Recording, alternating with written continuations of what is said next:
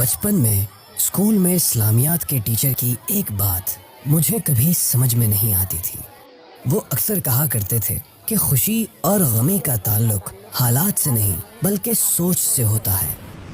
اس بات کا مطلب مجھے پچھلے ہفتے سمجھ آیا جب میں اپنی مصیبتوں کی لسٹ لے کر ایک بزرگ کے پاس پہنچا۔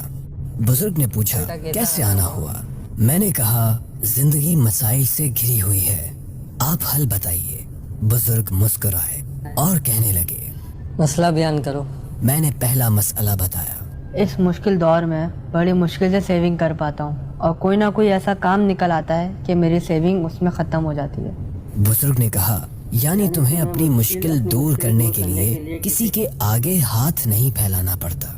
اس جواب پر میں حیران ہو گیا کہ جو بھی ہو میرے اخراجات میری ہی سیونگ سے پورے ہو جاتے ہیں، مجھے کسی کے آگے ہاتھ نہیں پھیلانا پڑتا۔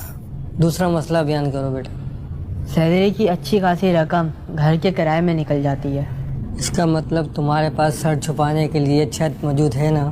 یہ بات سن کر حیرت سے میری آنکھیں پھٹ پڑی کہ میں نے یہ تو کبھی سوچا ہی نہیں کہ اس دنیا میں کتنے لوگوں کے پاس سر چھپانے کے لیے چھت بھی نہیں ہوتی۔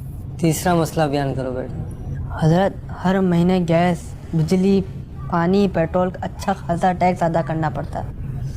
یعنی تم ان چیزوں کو استعمال بھی کرتے ہو اور اس کی استعداد بھی رکھتے ہو؟ بزرگ نے کہا چوتھا مسئلہ بتاؤ۔ مہنگائی کی وجہ سے دن میں 2 جابیں کرنی پڑتی ہیں، تھک جاتا ہوں۔